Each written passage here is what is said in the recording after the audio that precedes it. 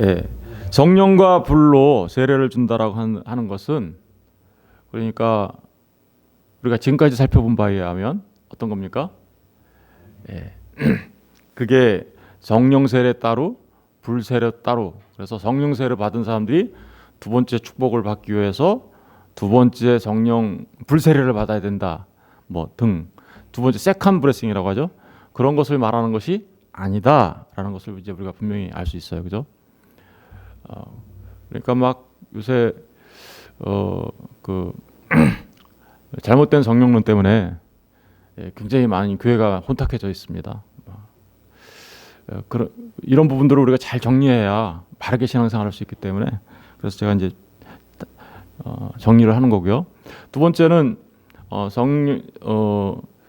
성령님께서 성령과 불이라는 얘기는 그건 세컨 브레싱을 말하는 것이 아닐 뿐만 아니라 그것은 우리의 어떤 불이가 들어와가지고 어떤 감정적으로 그죠? 어떤 사람들은 뭐 불 받았다 그러니까 대굴대굴 구르기도 하고 뭐 이런 현상들이 일어나는 거, 뭐 그럴 수도 뭐 있겠다라는 생각이 전혀 안 드는 건 아닙니다. 하나님이 하시면 하실 수는 있겠죠. 그러나 사실은 불 세례를 받았다는 얘기는 그런 감정적인 얘기를 하는 게 아니죠. 불 세례를 받았다는 얘기는 불이 상징하는 게 사실은 뭐예요? 심판이었죠. 사실은 우리 이 부분에 대해서 조금만 더 보충해서 말씀드리고 넘어갈게요. 우리 히브리서 잠깐 가서 볼게요. 히브리서 히브리서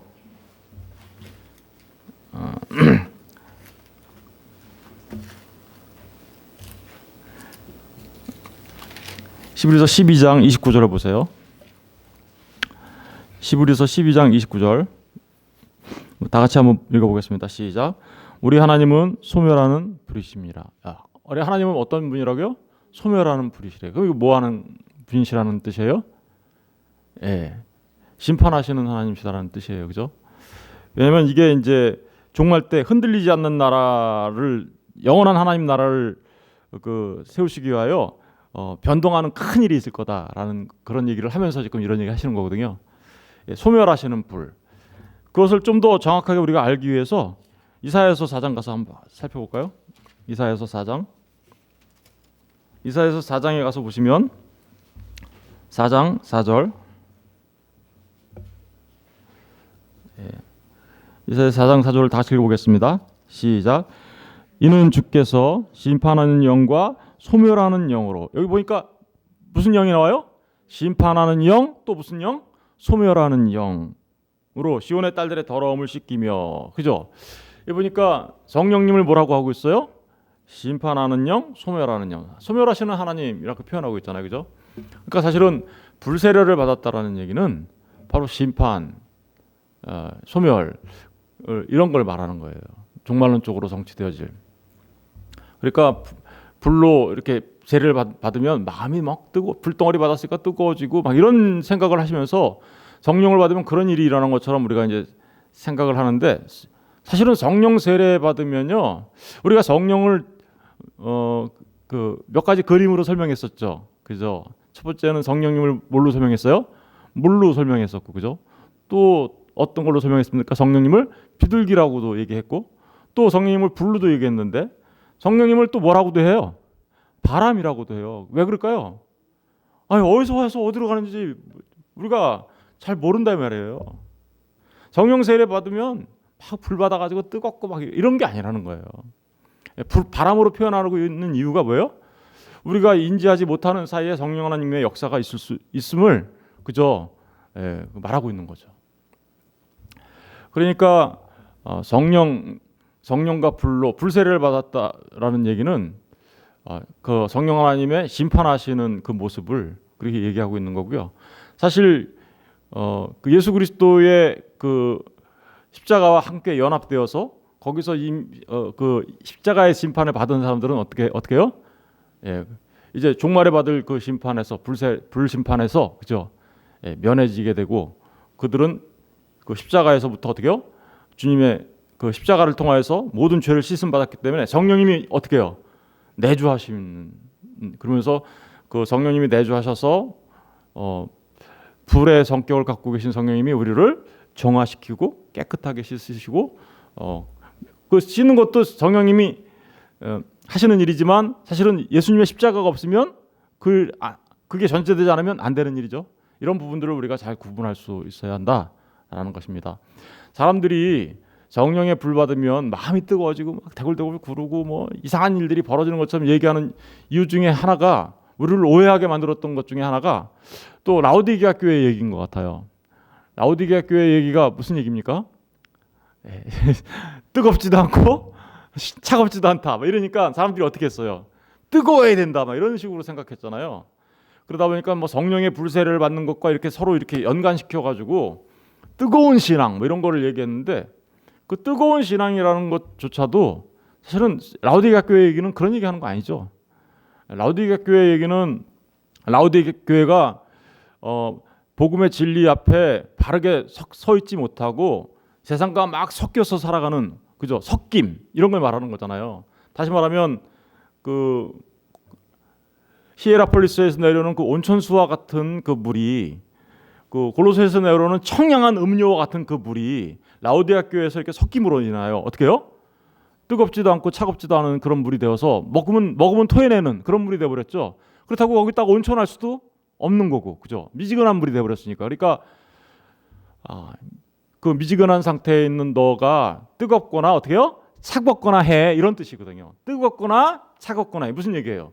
분명하게, 그죠? 온천수처럼 되든가 아니면 시원한 청량한 음료수 같은 그 물이 되든가. 그래서 분명하게 분별하는 삶, 이런 삶을 말하는 거예요. 그래서 눈을 보고 바라다 볼 수 있도록 하라. 네가 헐벗은 거 봐봐. 옷 벗겨져 있는 그 부끄러움을 봐봐. 이런 얘기하는 거거든요. 근데 그걸 뜨겁게 되는 것처럼 이제 불세례하고 막 연결시켜가지고, 그 어떤 감정적인 것으로 이렇게 오해를 많이 했던 것 같아요. 그런데 사실은 그러한 이야기가 전혀 아니라는 것을 우리가 지금까지 살펴본 바에 의하면 알 수 있는 것이죠. 이제 오늘 생각해 봐야 될 거는 중요한 건데요. 성령 세례 언제 받을까요? 그러면 여러분, 성령 세례를 받아야 우리가 거듭난 사람이잖아요. 언제 받을까요? 인간 측에서 뭔가를 해야 성령 세례를 받을까요? 아니면 인간 측에서 아무것도 한 것이 없는데 그냥 하나님의 은혜로 받는 것일까요? 예. 성경을 보면 마치 인간이 뭔가를 해야 이렇게 그 성령 세례를 받는 것처럼 오해할 수는 있어요. 그러나 결론부터 말씀드리면 성령 세례는 하나님의 뜻대로 하나님이 택하신 하나님의 사람들에게 주는 은혜입니다. 예. 그것도 거절할 수 없는 은혜예요. 불가항력적인 은혜예요. irresistible grace라고 하는데요. 예. 얼뜻 보면 믿으면 성령 세례 받아 이렇게 얘기하니까 믿는 게 인간 측에서 먼저 어떤 조건인 것처럼 생각해요. 그러나 믿음조차도 뭐예요? 하나님께서 우리에게 주시는 선물이죠. 예. 그러니까 사실은 성령 세례 받는 것은 온통 하나님의 선물인 거죠. 성령 세례를 뭐라 그래요? 하나님의 선물이라고 하잖아요. 믿음도 뭐라 그래요? 하나님의 선물이라고 하잖아요. 다 선물이에요. 우리 한번 확인해 볼게요. 이제 그 갈라디아서 잠깐 가서 볼게요. 갈라디아서 3장을 가서 보시면 갈라디아서 3장 2절을 보세요.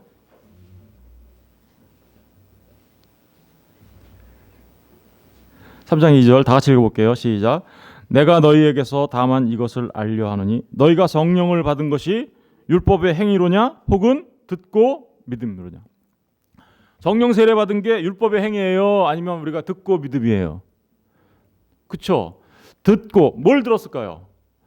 말씀을 듣고, 그리고 그 말씀을 믿음으로써 우리가 성령 세례를 받았다라고 얘기하죠. 그리고 또 5절을 가서 보세요.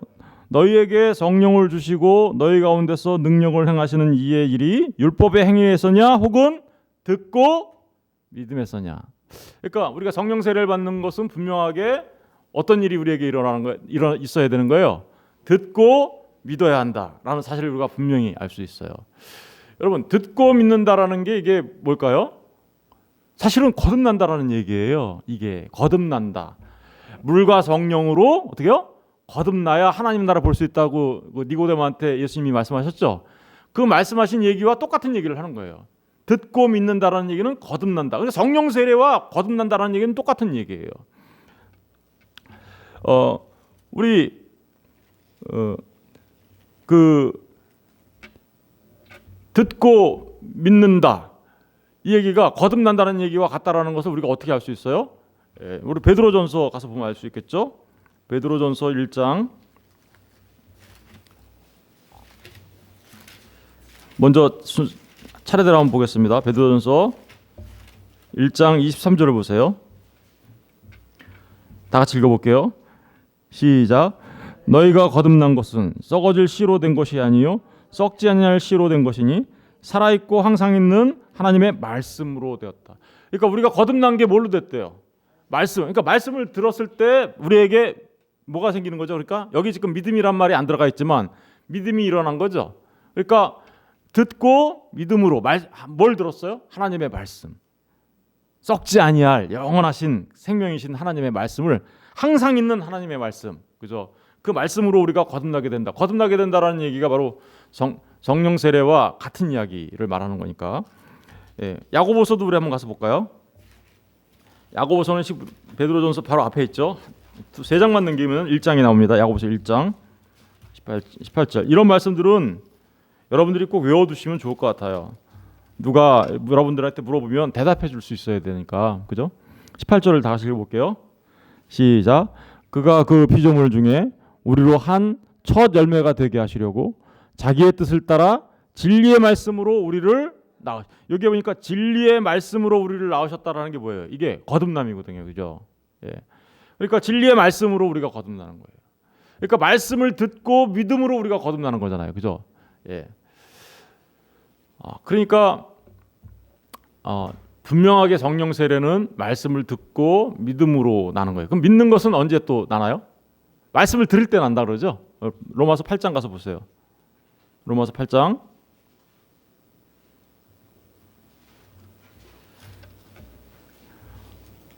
로마서 8장 8장이 아니라 10장이네요. 10장 17절 로마서 10장 17절 이 말씀을 잘 읽어보겠습니다. 다 같이 읽어볼게요. 시작. 그러므로 믿음은 들음에서 나며 들음은 그리스도의 말씀으로 말미암는.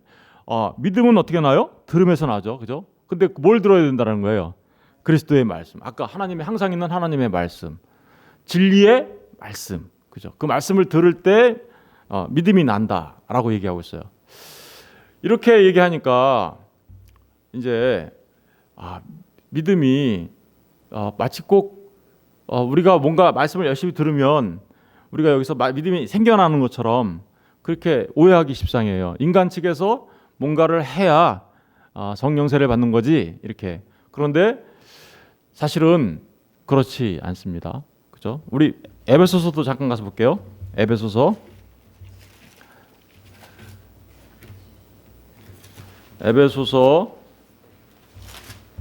1장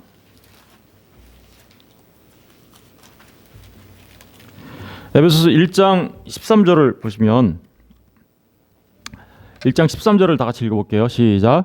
그 안에서 너희도 진리의 말씀 곧 너희의 구원의 복음을 듣고 그 안에서 또한 믿어 약속의 성령으로 인치심을 받았으니. 여기 보니까 말씀을 듣는 것, 근데 그 말씀은 진리의 말씀이고 구원의 뭐래요? 복음을 듣고 또 그 안에서 또한 어떻게요? 믿어. 듣고 믿는 게 똑같이 나오네요. 그죠? 그랬더니 어떤 일이 벌어졌어요? 약속의 성령으로 인침을 받았다. 이게 바로 뭐예요? 약속의 성령으로 인침을 받았다라는 게 이게 뭐예요? 성령 세례 받은 거죠. 그러니까 성령 세례 받는 건 분명하게 말씀을 듣고 믿어야 받는 거구나라는 사실은 분명히 알 수 있어요. 그렇다면 우리는 그렇게 결론 낼 수 있겠죠? 그런데 우리가 한 가지 더 생각해 봐야 되는 게 그렇다면 그 믿음은 정말 말씀만 들으면 다 생기는 건가? 그죠? 그건 아니겠죠. 수많은 사람들이 말씀을 들어요. 사실은 믿음은 반드시 말씀을 들어야 생깁니다. 그죠? 그러나 말씀을 들었다고 해서 반드시 믿음이 생기는 건 또 아닙니다. 그죠? 왜요? 그러니까 말씀을 반드시 전제로 하여. 그래서 우리가 선교사를 보내는 거예요. 아마존 밀림에 보내는 거예요. 왜요? 말씀이 들어야 성령이 역사하니까 믿음이 생기니까. 그래서 선교사를 보내서 가서 뭘 전해야 되는 거예요? 구원의 복음을 전해야 돼요. 구원의 복음, 진리의 말씀. 가가지고 뭐 세상 얘기 전하고 재미난 얘기 전해주고 무슨 뭐 그런 뭐 열심히 도와주고 밥 먹여주고 옷 입혀주고 이런 걸로는 구원의 역사가 일어나지 않아요. 진짜 구원의 역사는 뭘로 일어나는 거예요? 하나님의 말씀을 온전하게 전파할 때 성령 하나님이 역사하시면 그들에게 믿음이 생겨서 그 믿음으로 성령 세례가 일어나는 거죠. 믿음 자체가 뭔데요? 그게 믿음 자체가 선물이에요. 사실은 이 선물은 누구한테 주는 건가요? 창세전에 아버지 하나님께서 택하신 자들에게, 그리고 그 택하신 자들은 말씀을 듣고 예수 그리스도의 십자가의 보혈의 공로로 죄 씻음을 받아요. 그리고 지혜와 총명의 영으로 지혜와 총명의 영을 통하여 그 믿음이 일어나게 돼요. 그게 3절부터 지금 다 읽을 수 없으니까 하면 12절까지 아버지 하나님이 일하신 것과 예수 그리스도께서 일하신 것 내용들을 쭉 한 거고요. 그리고 13, 14절이 성령 하나님이 우리에게 하신 일을 지금 기록한 거예요. 그죠? 예, 에베소서. 그러니까 믿음 자체가 뭐예요? 하나님의 택하신 하나님의 백성들에게 성령 하나님이 선물로 주는 거예요. 그래서 에베소서 2장 가서 보세요. 에베소서 2장 8절만 읽어볼게요. 2장 8절 다 같이 읽어보겠습니다. 시작. 너희는 그 은혜에 의하여 믿음으로 말미암아 구원을 받았으니 이것은 너희에게서 난 것이 아니요 하나님의 선물이다. 하나님의 선물이라고 하죠. 믿음 또한. 그러니까 믿음은 들으면 인간의 어떤 결단에 의해서 나오는 게 아니라 하나님께서 주시는 선물이에요. 그러니까 말씀을 들어야 되는 것까지는 우리가 하는 것 같죠. 그런데 말씀을 듣는 것조차도요, 사실은 성령님이 외적으로 부르시는 거예요. 왜요? 누구를 보내시는데요? 하나님의 일꾼들을 보내셔가지고 말씀을 들을 수 있도록 하시고 은혜를 베풀어 주시는 거죠. 그렇게 베풀어 주신 다음에 그 말씀을 들은 사람들에게 뭘 선물로 주세요? 믿음을 선물로 주셔서 말씀을 듣고 믿어 성령님의 세례를, 인치심을 받게 만드는 것이죠. 그러니까 성령 세례는 반드시 말씀을 듣는 일이 우리에게 일어나고요. 우리 안에 뭐가 있어야 돼요? 믿음이 있어야 되는데 믿음조차도 하나님께서 주시는 선물이에요. 그러니까 성령 세례는 인간 측에서 사실 할 수 있는 게 아무것도 없어요. 다만 이런 말씀이 있죠. 누가복음에 가서 보면 구하라 구할 것이요, 찾으라 찾을 것이요, 두드려라 열릴 것이다. 구하는 자에게 아버지께서 좋은 것 주시지 않겠느냐. 그 좋은 것이 뭐라 그랬어요? 성령. 그러니까 찾고 구하고 두들기면 성령님을 주시는 거구나 이렇게 오해해서 인간이 찾고 구하고 두들기면 받는 거, 그게 성령이야 이렇게 얘기를 하면 맞지만 틀린 거예요. 왜 그럴까요? 찾고 구하고 두드리는 것 자체가 누가 만드시는 건데요. 성령을 주시려고 하는 하나님의 택한 백성에게는 하나님께서 외적으로 말씀을 선포하시고 그들에게 심령을 기경하셔서 찾고 구하고 두들기는 심령으로 만들어 주시는 거죠. 그죠? 그럴 때 성령님이 들어오셔서, 그죠? 사실은 믿음과 성령 세례는 거의 그러니까 동시에 일어나는 사건이에요. 논리적으로는 믿음이 먼저인 것 같지만 시간적으로는 동시에 일어나는 사건이다라고 말할 수 있어요. 물론 사도행전에 보면 어떤 사람은 믿었는데 성령 세례 받은 것 같고 어떤 사람은 성령 세례 받았는데 믿은 것 같이 이렇게 막 헷갈리게 나와요. 사실 거기까지 지금 얘기하려면 시간이 많이 걸려서 그렇게 얘기할 수는, 뭐 사마리아 땅에 복음이 전해진 것, 그리고 고넬료 집안에 복음이 전해진 것, 에베소 교회에 복음이 전해진 게 이 형태가 좀 다 달라요. 그래서 우리가 거기서 나타나는 그 어떤 형태들만 보면 얼뜻 결론 내기가 어려워요. 그러나 다른 말씀들을 다 살펴보면 지금 우리가 지금 나누고 있는 이 말씀대로 이루어지고 있음을 우리가 알 수 있는 거죠. 이거를 쉽게 이해하려면 우리 에스겔서 그 골짜기에 마른 뼈들 사건을 보면 쉽게 이해가 되죠, 그죠? 에스겔 골짜기 마른 뼈 사건, 에스겔 37장 가서 보겠습니다.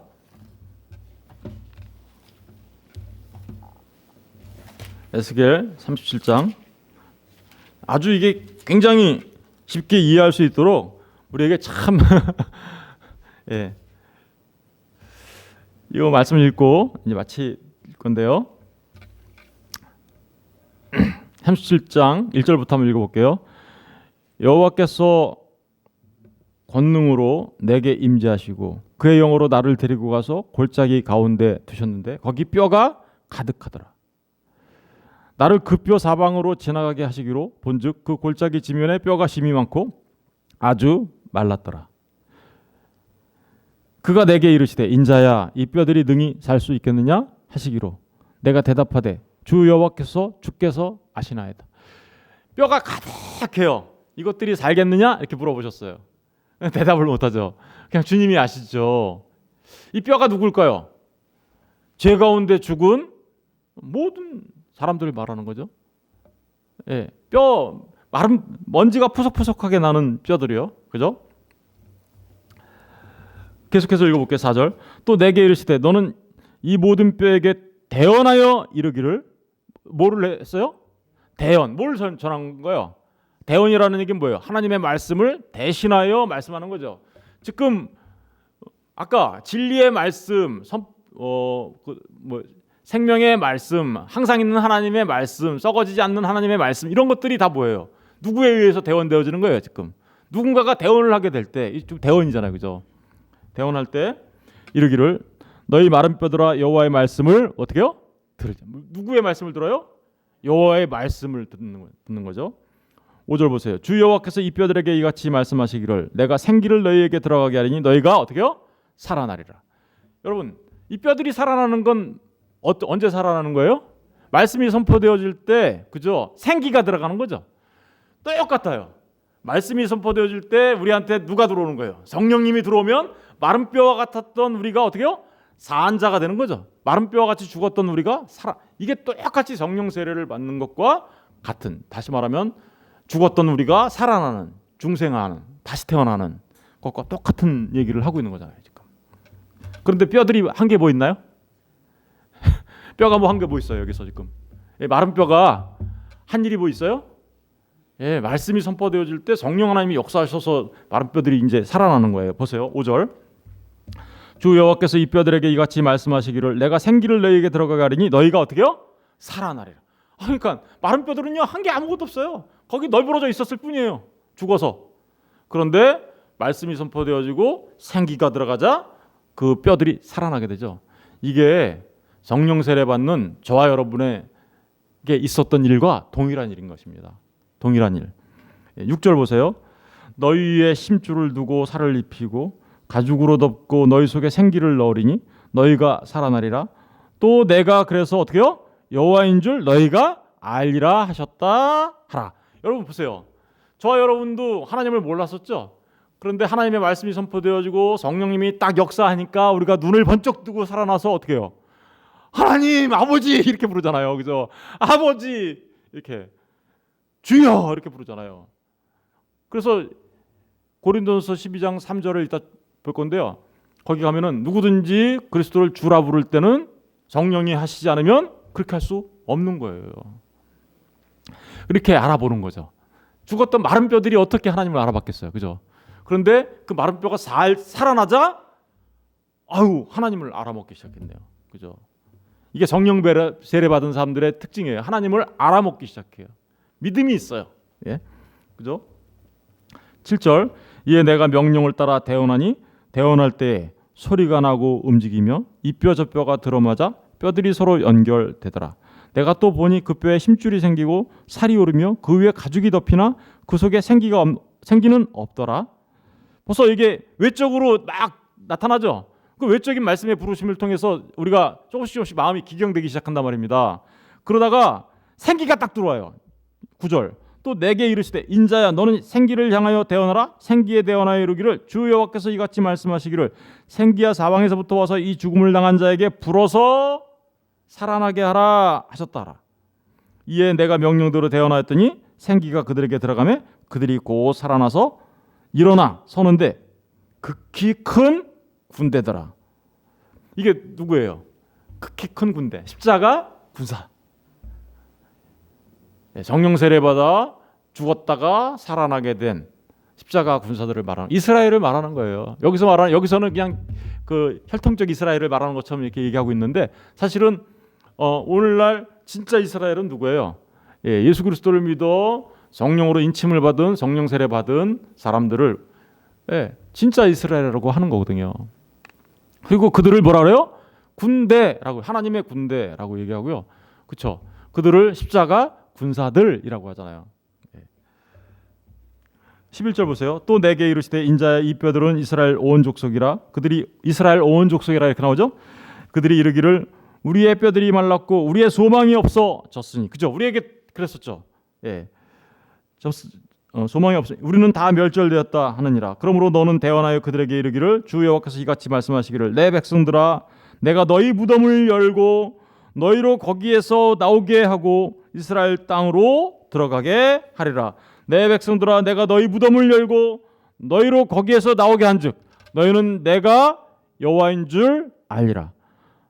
14절이 중요하죠. 내가 또 내 영을 너희 속에 두어 너희가 살아나게 하고 내가 또 너희를 너희 고국 땅에 두리니 나 여호와가 이 일을 말하고 이룬 줄을 너희가 알리라. 여호와의 말씀이니라. 여러분 이 에스겔 골짜기에 일어난 일이 그러니까 뭐예요? 마른 뼈와 같았던 죄 가운데 죽어 있었던 모든 사람들이 살아날 수 있는 유일한 길을 알려준 거죠.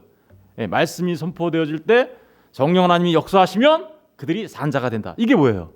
이게 거듭남이고 이게 뭐예요? 이게 성령 세례 받은 거라고. 이게 뭐 이걸 다시 다른 말로 하면 뭐라 그래요? 중생이라고 얘기할 수 있어요. 그러니까 제가 지금 일반적인 걸 얘기하는 거예요. 특수한 경우는 이거하고 좀 약간 다를 때가 있어요. 특수한 경우는 뭐냐면 사도들 이런 사람들이 있어요. 사도들은 어때요? 사도들은 성령 세례 받기 전에 예수님 믿었죠. 시간 차가 있죠. 왜 그랬을까요? 성령이 오기 전에 그 과도기적인 역사 속에서 일어났던 유일한 한 번의 그런 일들이 있기는 했어요. 그런데 그렇다고 해서 그걸 일반화시켜서 얘기할 수는 없어요. 오늘날 일반화된 건 뭐예요? 하나님의 말씀이 선포되어질 때 그 말씀을 통하여 성령 하나님께서 역사하시면 우리가 산자가 된다라는 거죠. 그죠? 아까 방금 전에 말씀드렸던 얘기는 신학적으로 굉장히 연구를 많이 해야 되는 부분이에요. 제가 그걸 하려면 사도행전을 다 공부해야 돼요. 사도행전을 다 공부하면 그걸 비로소 알게 되는데 지금 그렇게 할 수는 없어요. 다만 제가 오늘날 우리 신자들에게 일어나는 일에 대해서만 지금 제가 말씀드린 거예요. 그죠? 오늘날 우리 신자들에게 이런 일, 이렇게 해서 성령 세례가 일어나는 거고, 이렇게 해서 중생이 되는 거고, 이렇게 해서 거듭난 사람을 거듭나게 되어서 우리가 하나님 앞에 서는 겁니다라는 그런 얘기를 하고 있는 겁니다. 결론적으로 이제 말씀드리면 아까 처음에 결론과 같죠, 그죠? 말씀을 듣고 믿는 게 인간 측의 어떤 반응이 조건이 되어 성령이 오시는 게 아니죠. 말씀을 듣고 반응하는 것조차도 전부 다 선물이에요. 하나님의 선물. 그리고 성령님을 말씀을 듣고 반응하는 그 사람에게 그런 반응을 할 수 있도록 역사하시는 것도 성령이고요. 그리고 우리에게 들어와서 그것을 너는 내 거야라고 인치시는 거. 인친다라는 얘기는 보응한다라는 얘기거든요. 그거는 여러 가지 의미가 있어요. 너는 내 거야라는 소유의 의미가 있고요. 또는 너는 내가 반드시 지킨다. 보호의 의미가 있고요. 그리고 너는 반드시 내가 기업을 너에게 줄 거다. 보장의 의미가 거기 있는 거예요. 성령님이 있다라는 얘기는요. 바로 그런 하나님의 소유, 하나님께서 너는 내 거라고 말하시는 거고, 그리고 그들은 보호될 것이다. 그죠? 끝까지 보호될 것이고, 그리고 하나님 나라를 상속받을 수 있도록 내가 보장한다라는 그런 의미들이 거기 들어 있는 것이죠. 그러니까 성령 세례 받는 건 죽고 사는 문제예요. 영원히 죽느냐, 영원히 사느냐에 관한 문제인 것입니다. 그런데 그것은 처음부터 끝까지 하나님의 은혜입니다. 하나님께서 우리에게 그런 성령 세례를 주었더니 우리는 어때요? 믿음으로 드러내요. 그죠? 하나님을 알아보고 아버지 하나님 이렇게 부르고 믿음으로 반응해요. 반응하는 거예요. 그게 바로 성령 세례입니다. 저는 저와 여러분이 참된 믿음을 가지셨다면, 그리고 참으로 그 믿음의 또 다른 모습, 하나님 앞에 회개하고 돌아오셨다면, 그렇다면 바람이 있는 것처럼 어디서 와서 성령이 어디서 와서 어디로 가는지 모르는 것 같이 우리 안에 성령 세례를 하셨단 말입니다. 그런데 다만 우리가 자꾸만 나 성령 세례 받은 거 맞아 이러면서 의심스러워하죠. 왜냐하면 우리한테 특별한 어떤 일이 없었기 때문에. 그런데 사실은 그러니까 사람들이 자꾸만 눈에 보이는 거, 막 표적과 이적 이런 걸 쫓아다녀요. 그런데 그럴 이유가 하나도 없는 거죠. 왜요? 말씀을 온전히 우리가 깨달아 알아 주님을 믿고 있다면 우리는 성령 세례를 받은 게 분명하기 때문에 그렇습니다. 이거는 이제 아까 막 이적과 표적 쫓아다니고 뭐 또 은사 문제하고 막 연결시켜가지고 은사 받아야 구원받았다고 그렇지 않아요. 은사를 보통은 다 은사를 주시지만 특별한 은사가 없다 하더라도 성령 세례를 받은 사람들은 구원받은 하나님의 백성이에요.